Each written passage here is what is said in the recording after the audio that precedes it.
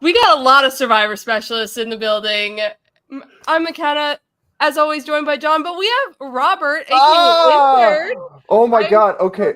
We are taking over this channel. Phil and Alexa are going down, okay? Yes, it's our channel now, and no one can stop us. We started with Alexa, now we just gotta get Phil. Yeah. And you know what? The three of us, Phil's kind of feisty, but we can take him, right? We can all take him. We can take him. All right. We're back. I mean, yeah, like we had people yesterday saying that we were already there taking over for Phil anyway. So let's do it. Like you have so much of us this week. It's so exciting. The B team is the new A team. Let's go. That's what I'm saying. We're the new Avengers. I don't know enough Marvel to don't ask me any further on that. Anyways, Survivor. Yes, we're here. Survivor. That's what we all care about, right? How are you liking this season, Robert? Give us your takes, because nobody knows them. Yeah. So I agree with everybody. 90-minute episodes, incredible. I love it.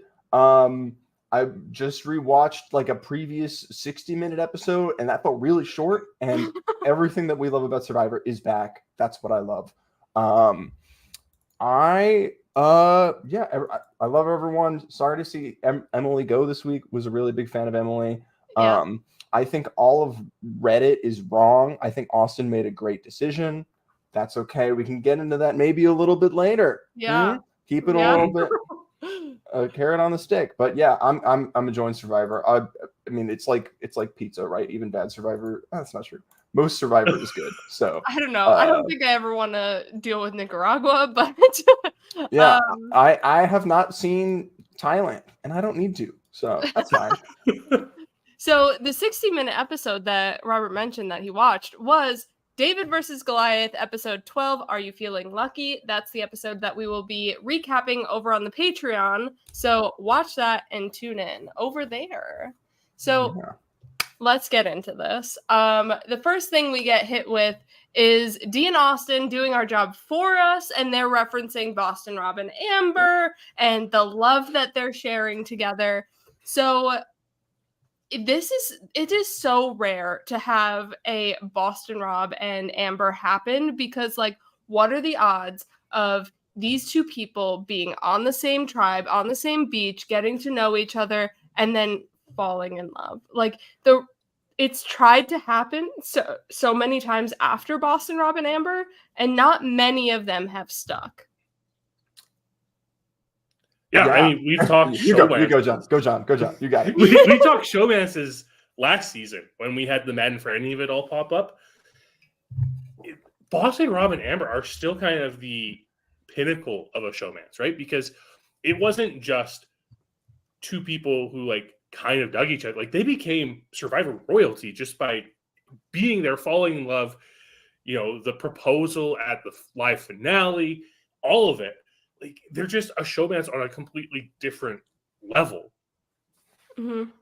Yeah, and I mean, like, Survivor casts people to see how they interact with each other, and if you get people that argue with each other, like, that's good TV. Deep down, we all want to see people argue, and so to have people that, like, you know, make it through this process of being able to, of like going and having them interact and butt heads, and end up actually, you know, falling in love and being married and now having like kids, right? Like, that's crazy that it happened in this scenario, especially, you know, starving on an island trying to win $1 million. Exactly. So that brings the question of, can a Boston Rob and Amber happen again? Because nowadays you see people are like, they're a duo, target, one of them is gone. They can never make it far enough to where like there are couples that make it to the end that aren't like the dynamic duo of Wendell and Dom. Obviously, they're not a romantic couple, but we see, you know, Figgy and Taylor, one of them gets sniped. So it always happens that one of them gets cut. I feel like, can it happen again? I don't know. I feel like one of the things that I thought was interesting about Dee and Austin was that it wasn't like with Matt and Franny, it was like episode like 2 or something. They are now a dynamic duo, right? But with Dean Austin, it was like building up, and people on Twitter were being like, "Oh, like look at these scenes where they're together. I think there might be something here." And now that we're seeing it, like episode 10 or 11 that we're in now, so I think it can happen. It just can't happen like episode 1, I got the girl. Episode finale, I'm winning. Right? If it's like this slow building sort of thing, slow burn, figure it out right at the end. Yeah, right. The more perception that you have of being the power duo, the power couple, that's when you get into like this is never going to happen again territory, because any voting block like that is really. It also helps because Austin has Drew as his number 1 and Dee has Julie, so like they both have perceived other people that are their number 1s when really they can be the 2 that go forward. So I think if anybody can do it, it's the more subtleness of this duo. Unless you go around telling people the other person's your actual number 1, like Dee did in last night's episode. But as it turns out, Dee and Austin they're still in the game, so maybe it works out. Maybe it works out. And go, John. I think the interesting concept about like can a Rob and Amber happen again is it as beneficial to be a Rob and Amber going to the end of the game now? Because Rob and Amber could sit beside each other at the end of the game, and one of them was winning no matter what. You go to the end of the game as a couple in a final 3, there's actually probably a less likelihood that either of you win, because people will be like, well, we don't like this couple. Let's just vote for this one person instead. That's true. If someone else was sitting there in All Stars, 100%, they would have been $1 million richer. Absolutely. So this brings back a little bit of what we talked on the podcast yesterday is bring back the live reunions so we can see what happens to we can have live proposals again. Yeah. Yes. We can't have that anymore. We haven't had one since 22? Oh God, we don't need to have. I don't want to know that stat. Actually, we don't need to keep track of that one. But like, Figgy and Taylor were a huge talking point in Millennials versus Gen X. But then at the reunion, Taylor was with a new girl and had a baby on the way with them.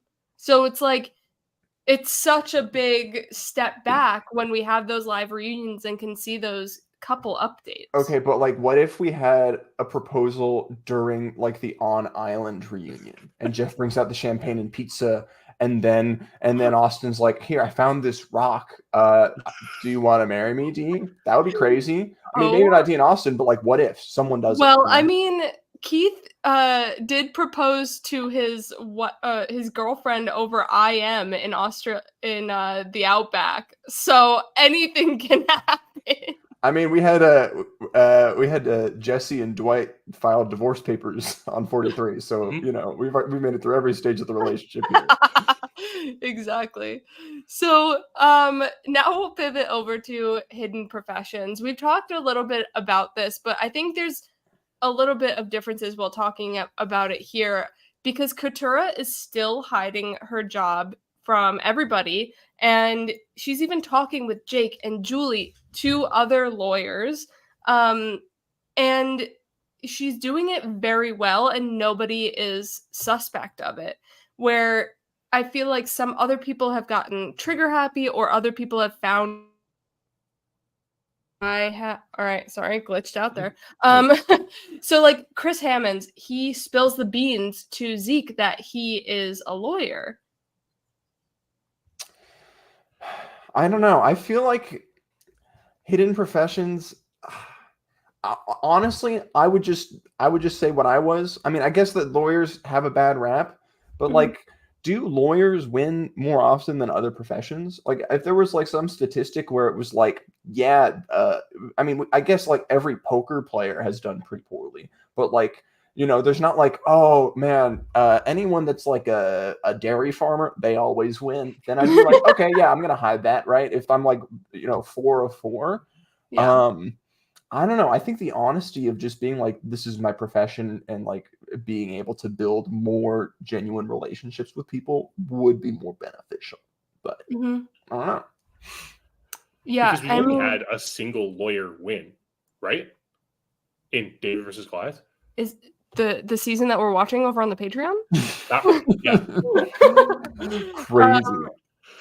Yeah, that's wild, and I would need to look that up. But yeah, and then you also get, the probing questions that I'm surprised Katura hasn't gotten, but I guess because she said that she was something kind of very mundane, she's not getting that. But like Brett in Millennials versus Gen X was getting all of these questions about being a funeral director when he was a cop. And so that's another big profession that people want to hide.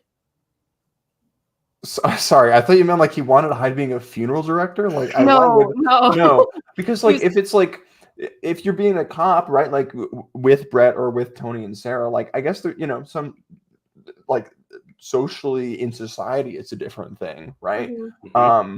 But like if you're Brett and you're saying you're a funeral director, like, do you know enough about directing funerals that is like you could make that lie up for 39 days that no one's going to be like, that's kind of weird, right? Yeah. I mean, if this is Big Brother, yeah, it would be weird if you weren't a funeral director, but like, Survivor is different, right? Yeah. I think that's what makes Katura's lie in this situation a lot better. Just like saying she's like an administrative assistant or whatever.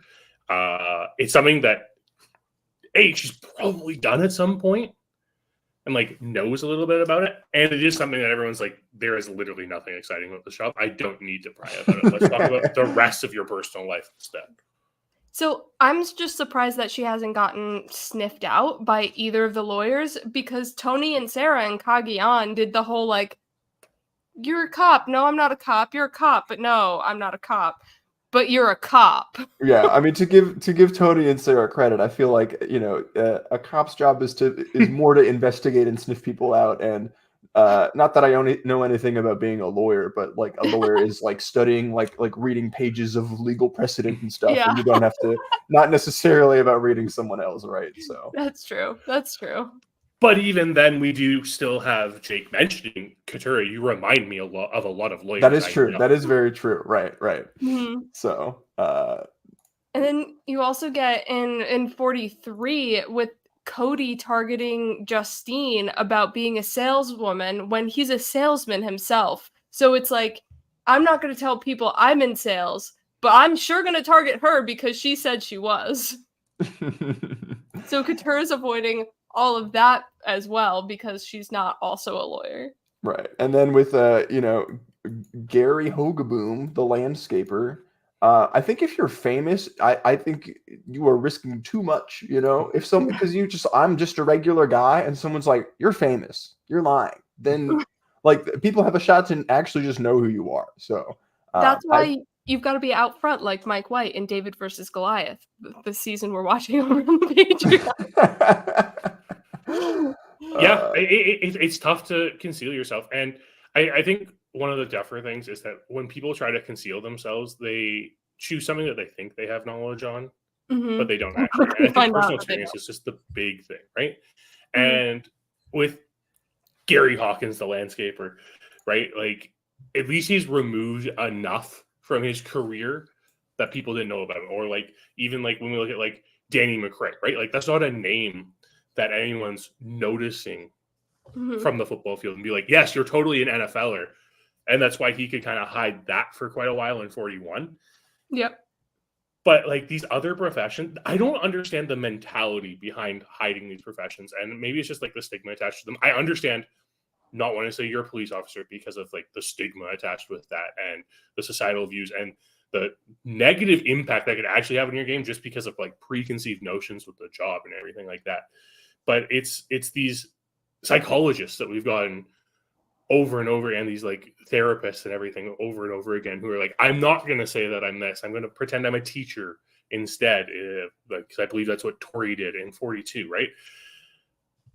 I don't know. Like, are people just assuming that these specific professions can do better at the game because of the deceitfulness, because of the social strategy of it? Or is it because of those social constructs that come with it? Yeah. And I feel like also a lawyer is assumed, lawyers make a lot of money. They don't need the money. They like, let's get them out. They don't need it. I was going to bring up something like that. I mean, ignoring everything else Russell did, if he tells you that he's an oil baron, like he definitely doesn't need the money there, right? So, Yeah. like, right, there is this, I could see like the money aspect thing of like, oh, I'm voting for this oil baron or like a single mom, right? Like, yeah, right. That's a lot easier of a vote for me at the end. So, Yeah. So now we go to the journey, and it's kind of like a journey without an advantage because she doesn't choose to play the game, and she goes back without Emily goes back without getting anything. And I like this, and I think Survivor should do more of this fake out kind of journey situation where they go and maybe have some food, like in the sanctuary last season with Carolyn, Brandon, and Danny, where they just had some food, hung out, got to know each other, and sent them on their way. That could be a really great tool moving forward. I think it was really funny the parallels between Emily going to the Advantage Island this time, going on the journey, and then Katurah being like, I don't believe her. And episode 1, when someone, I don't know who, I think it was Brandon who went to Advantage Island, and then Emily was like, I don't believe it. So I think that's kind of fun. I think that Survivor, like making it so that you can just come back with no like physical evidence or something for people to be able to latch onto. I think that's great. That you should be able to like lie about it, or you should have your tribe mates be skeptical about it. I think that's fantastic. Yeah. It's so interesting thinking about like this whole fake out idea, because like at that point, is it production interference to be like, hey, you got to go on this journey and everyone's expecting you to have an advantage, but you don't have an advantage, so people are just not going to believe you no matter what? It's this weird psychoanalysis of the game where it's like, where's the lie and how many lies are built on lies at that point, and how much of it is just being the truth. Yeah. And then it also takes us kind of a little bit where they hide the idol from Exile Island actually on the beach, on their tribe beach. And so people are kind of looking in bags, suspecting that people are coming back with idols when really, they don't have it, a la Amanda in Micronesia. I don't have an idol. I'll dump out my bag right now. But it's really hidden on the beach. So they kind of went on a journey for nothing because they don't have the advantage. So now they have to scramble to try and find the advantage.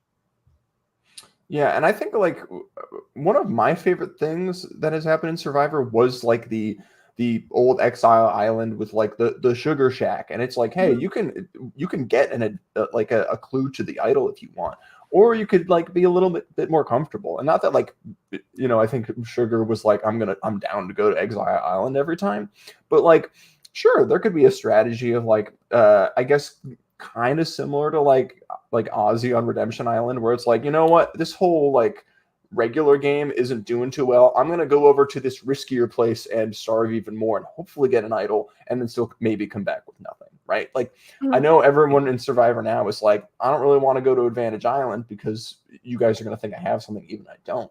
But like, I could see like, what if Brandon in episode 1 was like, yeah, I'm on the outs. We're going, and we're just going to risk it every single time, and we're going to hope I get something to get me out of this mess. Yeah. Yeah, it just adds another layer to everything, and the idea that like you said, those past seasons where on Exile, like you get the clues and everything, and then the idols back at camp, right? Like it gives you a way of kind of messing with the perception of some of the players in the game. And when you look at things like,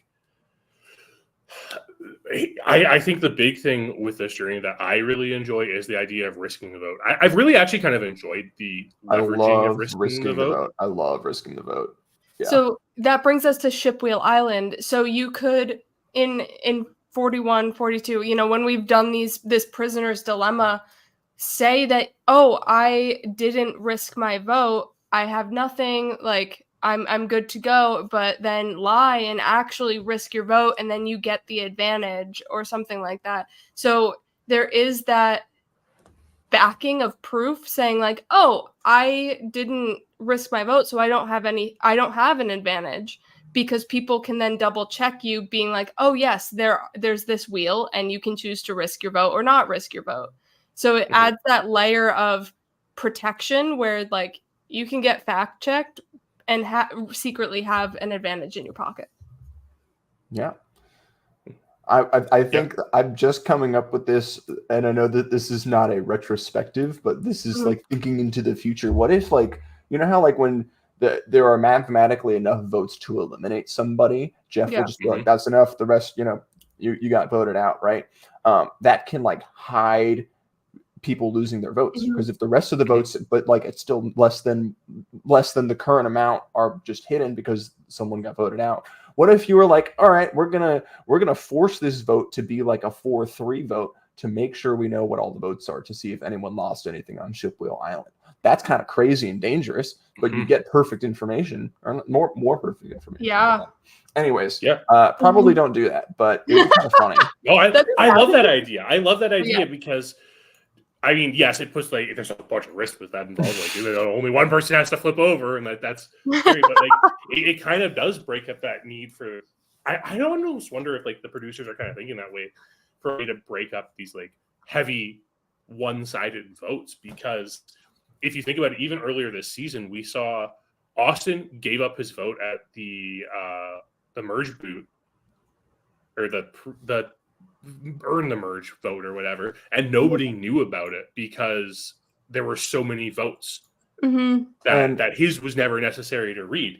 It's an interesting way to leverage information in the game. I don't think we've ever had a time in the past where like someone has been like, oh, there wasn't enough votes there based off of like not in tribal council. It's always been like aftermath, like wait a second, like okay. I couldn't remember if there was like an aftermath, like the next episode they're like, oh, someone was missing a vote and that impacted something. We had it earlier this season in after one of the Lulu tribal councils.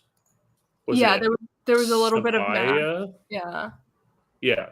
Oh, you're right. Oh my God. Yeah. The only thing close is the Chanel Mike, when they both lost their votes in 42, and Jenny goes home because it's a tie vote and a whole bunch of like rigmarole that people didn't know that people lost votes, and Jeff is just like, this is all the votes I have. I guess what I'm realizing now is the reason that we haven't seen more like situations like this is because we've only just started like risking your vote, right? Like you didn't really lose your vote before like 35 or whatever, right? So maybe that's why it didn't happen. Who knows? So certainly didn't happen in David versus Goliath episode that we were discussing on the Patreon. So it definitely. I mean, there was an opportunity to. Episode 12. Episode 12. Are you feeling lucky of David versus Goliath? So as we all know, Final Four fire making is a thing now, and we only really see the practice of fire making when people know that they're going to be in it, or that someone already won immunity, then the other three start practicing making fire. But we see it here in this episode, and they're talking about, I'm prepping for final fire making just in case, and I'm making sure I know how to do it days before. Yeah, I think you should just do it before you get on the island. Like, one, you're gonna need fire day one anyways, and two, like, even though like everyone knows about it, like showing yourself being like, oh, I'm prepping for Final Four fire making. Why do you think you're going to get there? Do you feel confident in that? There's a perception about it, right? It makes you appear stronger when you're trying to appear weaker, right? So I think one of the things with Final Four fire making, and like obviously we haven't seen it, and we always kind of get to that finale where it's like, this person hasn't made fire the entire time they're here, and you're like, why? I think the smart Survivor players are always practicing for Final Four fire making by just making the fire regularly. Yeah. Right? I mean, you just do it. You make it seem like that daily task instead. I mean, hopefully your fire's not going out in Survivor. I think that's kind of one of the big things, is that you want your fire to always go. Yeah, ideally you only make one fire ever, right? It's the first one, Yeah. But I don't know what but like I think that's why we don't see it earlier in the season is because the people who are practicing are doing it in just like such a conventional way and such a not just like I'm sitting here practicing making fire. It's like I'm making fire because I need to survive. Yeah, I mean, what if you just practice a lot before you go out on the island? When you get there, say that you can't do it, get to Final Four, get chosen for Final Four, and then crush them. You know, because you haven't made fire the whole season. That'd be kind of cool, right? But then maybe it's kind of the opposite of what like Tommy did in 39, right? Yeah. I can't do it, so don't put me in because you don't want me to eliminate someone. Yeah. I don't know. Whatever floats your boat. Whatever builds your resume. You know, just got to create the story, right? So now we get into the challenge, my favorite part of the episode.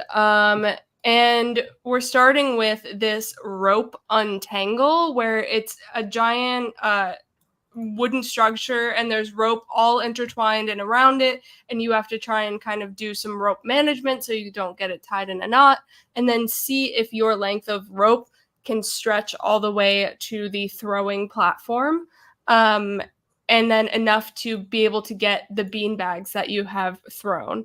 So this rope untangle has been seen in Guatemala, and Stephanie wins it. Nicaragua, Sash wins it. San Juan del Sur, Keith wins it. And he then wins it again in Cambodia.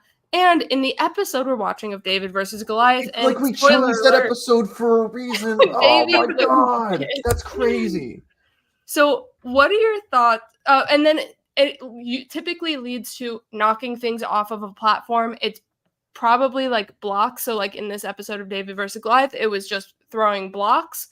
But this led into a word puzzle. We'll get into the word puzzle in a second. But what are your thoughts on this rope untangle portion of it? I think it's great.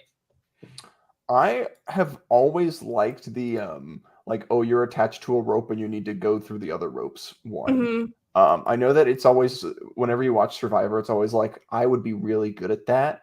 I think that's actually the one that I would be really good at, like not trying to just like pretend though. Like, it seems really fun. I don't know. It feels like being in like the McDonald's play place and you're just like climbing around. Right? Going through the bungee cords. I feel like I'd have a lot of trouble gauging the distance that I need and needing to go back, or I'm there for forever and I have yards and of just rope, which is the optimal thing, but you know, you get to that last section late. But that's what I love so much about this challenge. And like, yeah, we've seen it in different iterations. It usually finishes with the throwing. In the early iterations, it was literally just like cross the finish line. But knowing when, because there's that timing aspect of it, right? Because it's like, if I complete this portion faster, I can move on to the next portion. It makes it more than just a task of like untangling rope. And instead you have to, it's like risking a vote essentially, but you're risking your chances by trying to go out earlier, when if you had just stayed back and done a few more knots, it might actually save you time.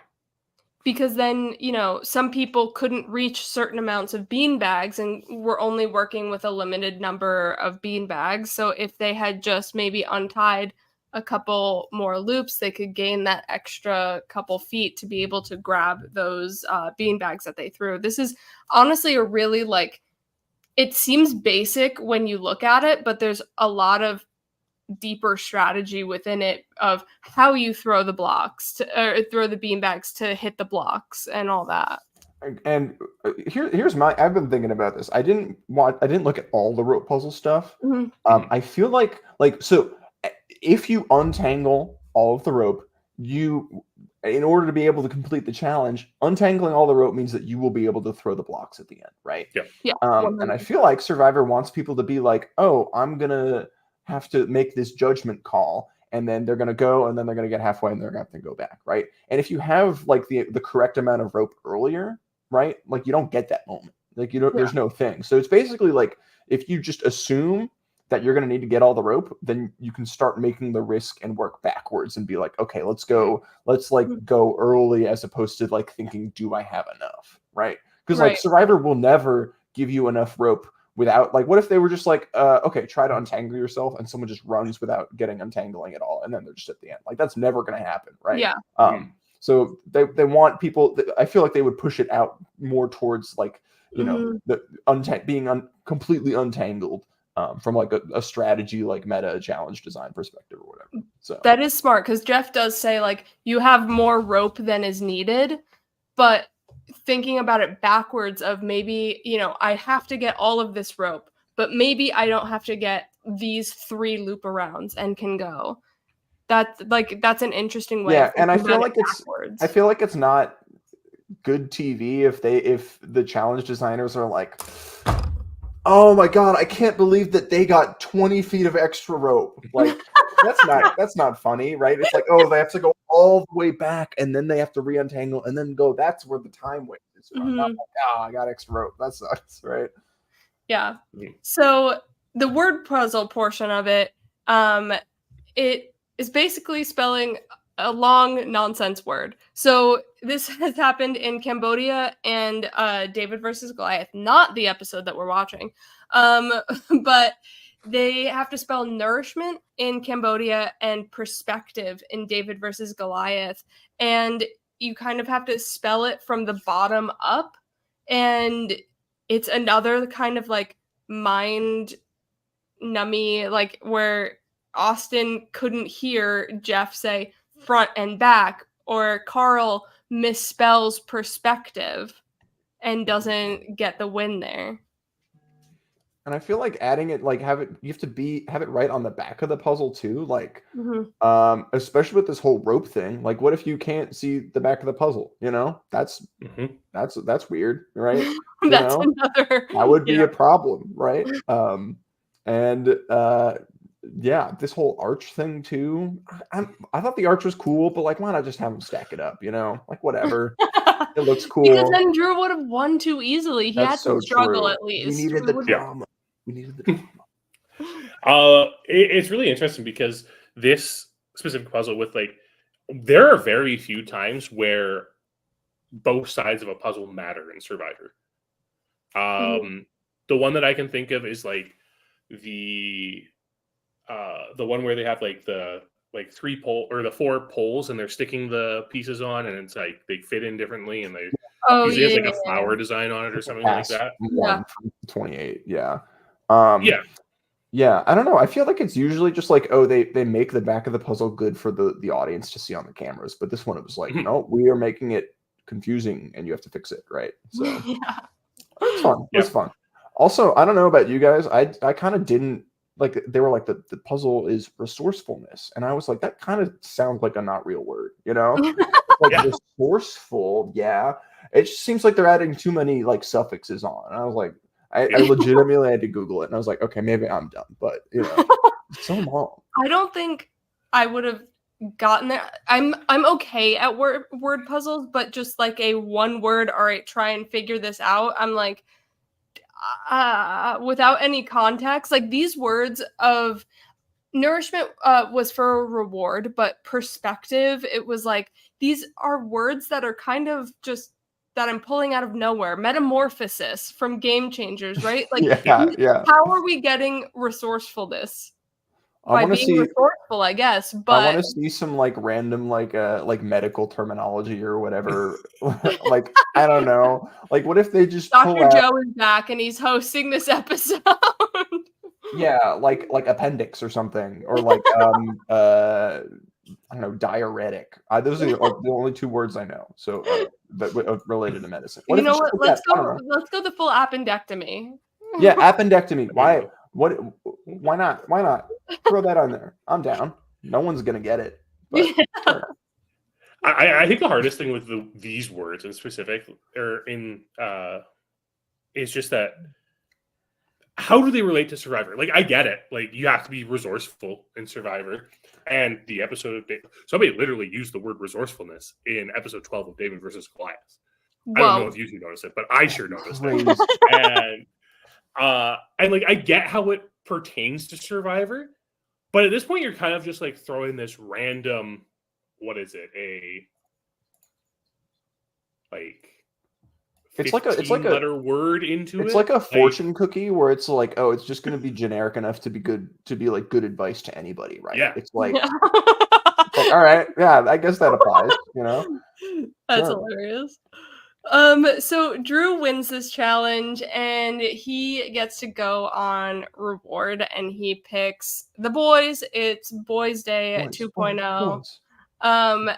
But rewards are interesting in the new era because we haven't gotten a lot of them. And I'm so glad that we are getting them because rewards are a big key for social strategy of who you pick, when you pick them, who do you leave at camp. So there's a big, I feel like Drew got away with taking Austin because he picked Jake first, where it would prove to his Reba people that, oh, Austin is my most important here, so I'm going to take him. There's just a lot of social strategy that goes on with picking people for these rewards. Yeah, but the major mistake that Drew made was not taking Kenny Loggins with him on this reward. He couldn't pick another guy. Jeff wouldn't allow it. Yeah, absolutely not. I feel like the social strategy behind picking people for rewards is really interesting because I feel like the people that you pick like very, very much does matter. But I feel like you can come up with almost any reason to like, oh, this is why I chose these. It's got to be boys club, right? I just gotta, and then it's like, no, we're actually, I'm choosing these people so that I can talk to these people, so that these allies can go talk to these people, and right, like, maybe I don't know how long they have to spend to like make the decision, but if Jeff is standing there, he's like, who you gonna pick? You have to pick right now. Yeah. It's just kind of like a I saw Jake first in my vision, so I'm just gonna pick him because production is filming and I want to make this choice or whatever. Right? So I feel like there's a lot of like you can kind of just make up a reason for picking people if you wanted to, and then everything else is like, oh, this is I will, if this person will be mad if I do not pick them, so I'm going to pick them. So I just recently rewatched China, and Denise wins 2 rewards that she does not take PG for, and PG's like, I just took you on this amazing reward with the Shaolin monks, and you are not picking me. Like, she has such a big vendetta against Denise for this because, Denise had the opportunity to repay the favor, and that is also dangerous with working with people and not being able to repay the favor, which coincidentally enough comes up in David versus Goliath. So crazy. But yeah, who you pick and leave at camp just will impact your game throughout. There's another example in China where their strategy about who to take on the reward is like discussed prior to the reward, and then I believe Amanda wins the reward, and she ends up taking Todd when she's supposed to take Denise, like for the strategy of it all. It's really interesting to see how many times that's faltered, and I think we often conflate rewards with this very busy strategy time, but we don't usually get a reward like we did this time, where we have someone in a power position pitching down to someone to like try to gain more power so that they can leverage their positioning within a power group. Yeah, I feel like Drew really just didn't have it all this time, didn't he? Yeah. he got a lot done this episode. Wow. Yeah, I mean, I feel like there's a lot of like, I mean, it's the time that you get. It's the only time that you can be like, we're isolating this other group, right? Like, this is the time I get with you to be able to talk to you about something, and like the other people aren't around to like to see it or interfere or whatever, right? So yeah, I don't know how much of that's a really interesting point you have. So yeah, and like, because we usually see the inverse, right? We usually see groups on the bottom will try to pick off someone. Yeah, like, oh, like, guys, this is your time to turn on the big alliance, right? Yeah. Well, I think like the prime example of that is in Cagayan, when Jeremiah, Tasha, and Spencer take Jeffra, or like they win the reward with Jeffra, and they're all at that cave, and they get their letters from home, and they use it as like this opportunity to pitch to Jeffra of like, hey, you should vote with us instead. Mhm. And then Jeffra takes like the words her mom wrote in the letter as like a sign that she should in fact flip to this other alliance. Like we get that a lot, where we get like the people on the bottom kind of pitching to one person, but we don't get a lot of like, hey, I'm picking you up as my number now. Yeah. Yeah. No, I think that's great. I think that's a very good move that you did. Yeah. So this episode, Julie plays Austin's idol. So we kind of wanted to get into people playing other people's advantages. And so I'm pretty sure the first thing that pops into your head is Sari trying to play Sarah's steal a vote in Game Changers, where that steal a vote was non-transferable. That's where a lawyer would be good at Survivor. They would have noted that non-transferable. Fine print, right? Yeah. I don't know. I think I'm cool with it. I think like with Julie's using Austin's idol, I think it's fine. I mean, there's the whole like, should he have asked for it back? Like, I don't know. He has a second one. Whatever, you know. I think the first idol he shouldn't have given up, but like, whatever, you know, goodwill. It's fine. That's fine. I'm fine with it. This is that interesting thing in like the Survivor rules where it's like possession's essentially 9/10 of the law, and when you give someone an idol, it becomes their idol, which is what Julie kind of leverages here. It's like you can steal you can steal someone's clothes, you can steal all of their possessions, but this thing, no. Right. Yeah, exactly. So like things like that steal a vote have the clause of this is only for the person who found it. It cannot be transferred. So we get things like idol is, you know, there once it's in someone else's possession. So let's talk heroes versus villains. We have JT giving his idol to Russell. Russell then gives that idol to Parvati. Parvati then gives that idol to, along with her own, to Jerry and Sandra to play.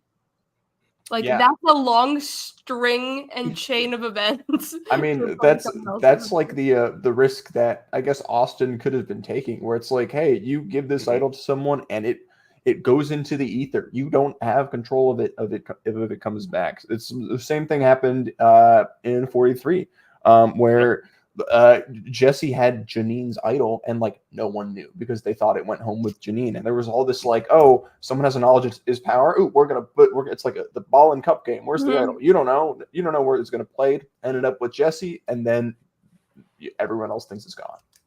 Yeah, and that's not even the only idol Jesse was given in that season, because Jesse also, remember, was giving Cody's idol to protect from a knowledge of his power, and then used it on Owen to get Cody out of the game.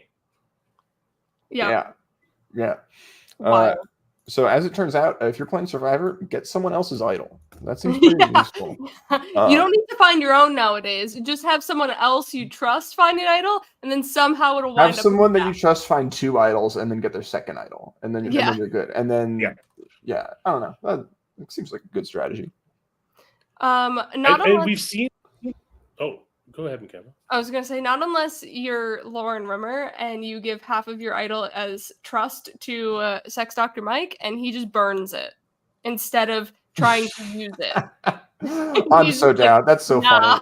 You got to do that. You got to do that for the TV moment. I think that's the power move. The power move is, you know what? I don't even care. You don't need this. And then there's all the Edge of Extinction stuff. Where it's like, hey, on 38, you get back, you get this idol that you got to share with somebody, right? We had Rick Devens and Chris Underwood sharing an idol. I guess that's kind of like built in, but you know, you still got to choose someone. You still got to like willingly give your advantage to somebody else. And same thing in Winners at War, right? So yeah, I actually think I liked it more in Edge of Extinction because it was actually the full idol you were giving them, rather than just like a portion of the idol to activate it. I think overall, Actually, I don't know about giving people an advantage. I think I'm fine with I'm like pretty chill with using an advantage on somebody else because then like it's still under your control. But giving someone else your advantage is kind of a lot.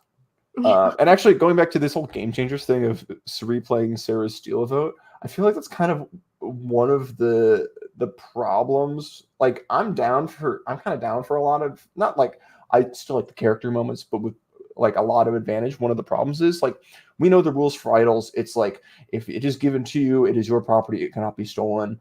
But like is the steal a vote? It says non-transferable. What if they come up with another advantage? Now we need to be able to read and process. There is no like precedent for what like a double, triple turbo steal a vote would be because there's no like like we don't know what the rules are. That's not been like ingrained in our memory, right? So I feel like knowing what inherently is givable or transferable or stealable or not is like kind of just all hand wavy and it's figured out. We just need more lawyers reading the fine print. That's what I'm saying. If everyone just said that they were lawyers, I could be like, hey, lawyer, Katura, can you check if this is transferable for me? And then it's right there. Oh, so right. With Julie playing this idol, we've only had a few seasons where an idol play kind of dictated where the votes went, where only like that person who held the idol determined who went home, or like them and an ally determined where the votes went. So obviously, Ben had his Ben bomb in the Lauren Rimmer boot, and he's just like, I'm gonna be the only one voting for Lauren, and she's going home because I'm gonna play this idol. Yeah, I actually did some other research on this. I was wondering, how many times does someone who plays an idol on themselves to survive a tribal council, how many times does that person win the game? And it happened 3 winners. It has happened 4 times. So there was Mike in season 30, Jeremy Collins in the final 6 of Cambodia, where it was like him and Kelly canceled each other out, and then Kelly went home. Kimmy goes home on that vote, right? Yeah. I just got the names wrong. Yeah, Kimmy goes home that one. And then there were 2 Ben bombs. But every other vote swing, where it's like, oh, we are deciding the tribal for this because I like saved myself, that person doesn't usually win. So I think it's kind of interesting. Yeah. Well, especially like me. Yes. You feel like say that again. I think it cut out. You feel like what? Oh, yeah, I don't know. I feel like I guess this is kind of going back to like playing someone else's advantage. Like just use the idol on other people, right? If you're in the position where you need to, like, you're getting a lot of votes and you need the idol to survive a tribal council, you're still probably going to get votes again another time. So, I feel like counting on the idol to like get those votes for you. I think it's great TV though. That's fantastic. I mean, this is like, what am I saying? Natalie Anderson, like, did you vote for who I told you to vote for? Playing the idol on Jacqueline, incredible. Yep. That's incredible. So, anyways, yeah. We only have 2 other instances where the person using an idol actually is the only person casting a vote for someone else, and they're actually like fairly recent too, because it's Kelly Kim in 39 at the last vote right before the merge, where she has the expiring idol and she knows everyone's loading their votes on Dean, so she gives that idol to Dean in order to nullify the votes and get Jack out instead. Yeah, crazy move. And then the other one actually is someone being gifted or being given an idol by someone else in Winners at War, when Denise purchases Sandra's idol from her and then uses it to vote Sandra out. Yeah, I mean, if I have to go out like Emily did today, I want to be part of the one vote club. Yeah, right. I'm down. That's hilarious. So, I think that I saw something on Twitter about that today. It was like Lauren Rimmer, Emily, Maddie, and then someone else that I don't remember. But sorry to that 4th person, I guess. I've actually, in a live game that I played, I had this happen to me where I was Oh, the congrats! the That's nice. the one vote getter. I had an idol play on me and got the vote. So it is like that. All right, you know, What can I you didn't do? do anything. Yeah, yeah, random chance. You know, someone threw a name at the dartboard, and it was McKenna. So Yep, exactly. I mean, speaking of that, though, one of the things like with this vote in general is Julie was given all of the power when Dee said, "I'm putting my vote on you too." In that conversation right before Yeah. that we saw right before Yeah. tribal council, Dee legitimately says, "I am putting my vote on you as well. Play your idol." Julie Yeah, had that's all the power at that point, and I think it's the only instance where someone's playing the idol and like has that knowledge that they are in fact the only person with that power to vote someone out. that's so true. Oh my god. Yeah. Because I feel like every other time it's just been like, I don't know what's gonna happen, right? Mhm. You know, I'm just gonna kind of wing it with the idol. And see Yeah. what happens next, Wow. or maybe Yep. Crazy. play a fake idol and see what happens and gauge reactions. Insane. So tune in to our rewatch of season 37, David versus Goliath, episode 12. Are you feeling lucky? And we will deep dive it over on the I think what you Patreon. just said should be the next word puzzle because that was Yes. really complicated. All right, Survivor, you heard it here first. You have your next word puzzle. So and Robert will be joining us over on the Patreon, so if you want to hear more intern takes, If you have missed me, please give us money. please Yeah. give I will be back eventually for free at some point. But if you want more now, you know. yes. John, what's happening in the Specialist Universe? Well, McKenna and I joined Alexa on the recap this week, so if you haven't checked that out, give it a listen. You can watch me make a complete ass of myself at the beginning of that podcast because my computer wasn't working well. Other than that, Phil wasn't on the recap yesterday because he was out partying with Johnny Fairplay. So instead, $20 patrons, you can listen to his after show. I believe it's up there now, and you can hear all of his takes on this episode here. Like McKenna said, the three of us are going to be in that patron feed tomorrow, recapping David versus Goliath. Phil and Alexa are going to come at you with their predictions of power rankings. They're still trying to nail down the guests, so keep an eye on our social media on Instagram and Twitter, X. You just gotta say that it's a secret guest. You know. Ooh, surprise! Yeah, it's a A surprise. secret guest. Surprise. There's a It's a surprise. surprise to There's a everybody. surprise coming for the the predictions of power rankings this week. In a week that could be like really exciting to talk predictions of power rankings after what just happened this week.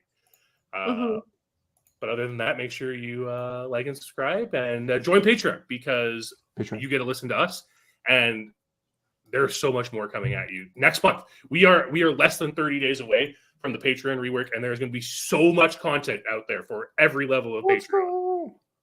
Yes. So tune in over there, and we will see you next week on the Rewind. Goodbye, everyone. Adios.